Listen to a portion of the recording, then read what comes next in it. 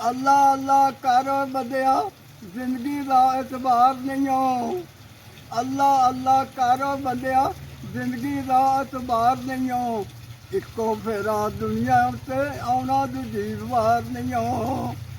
Eco फेरा दुनिया उत्ते आना दूजी वार नहीं हो। वे दुनिया दिन चार दिहाड़े रिश्तेदार ते बेली सारे जादी वारी बनता कोई यार नहीं हो।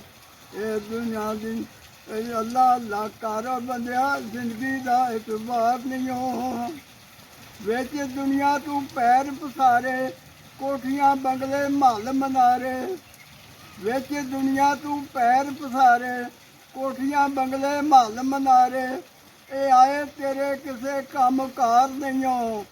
अल्लाह बंदिया जिंदगी का एतबार नहीं हो। दुनिया विच तेरी बल्ले बल्ले नेकी एक नहीं तेरे पल्ले। ये चुरा दुनिया दी रहिंदी दिन चार नहीं हो।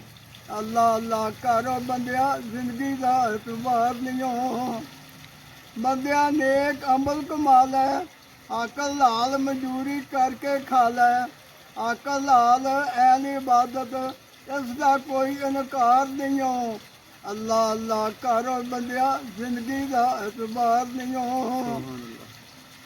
मिलावट करे ते घट भी तोले माँ प्यो नूं फिर भैड़ा भी बोले। कसम खुदा दी उस बंदे नूं बख्शना बख्शण हार नहीं हो। अल्लाह अल्लाह कर आखे हर एक नूं मुठी सीख नमाना। दुनिया है जे मुसाफर खाना बिच दुनिया दे कोई रिया पैर पसार नहीं हो। अल्लाह अल्लाह करो बंदिया जिंदगी का एतबार नहीं हो। सुभान अल्लाह।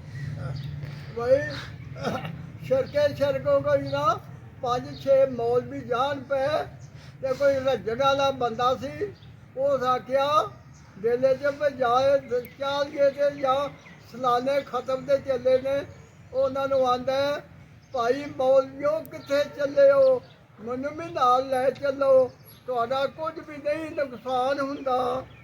वो 2-3 आयतां ने याद मैनू मेरे को बहुता नहीं पढ़ान हुंदा ते मैं पढ़ांगा ते तुस आखना सुभान अल्लाह। ते फिर वेला लोकां दा मेरे वाले ध्यान हुंदा पर पहली वेल मैनू तुसां देनी है। फिर वेला दा मेरे वाले रुझान हुंदा। घर वाले आखना कपड़िया का सने रुमाल धरियो मेरे को एवं नहीं मगज खुफान होंदा। डोंगा गोशत का 5-7 हलवे खीर दियाँ प्लेटा खा लवां फिर मेरा फ्रूट के वाले ध्यान होंदा। 5-7 दर्जना केले मैं खा लवां मैं की करा मेरे को सारा नहीं मकान होंदा। मुंशी सीख रखे दे मैनू लै चल मैं इन्ना रज लिया और मेरे को टुर के भी नहीं हो जान। वाह जी वाह जी वाह क्या बात है। चलो।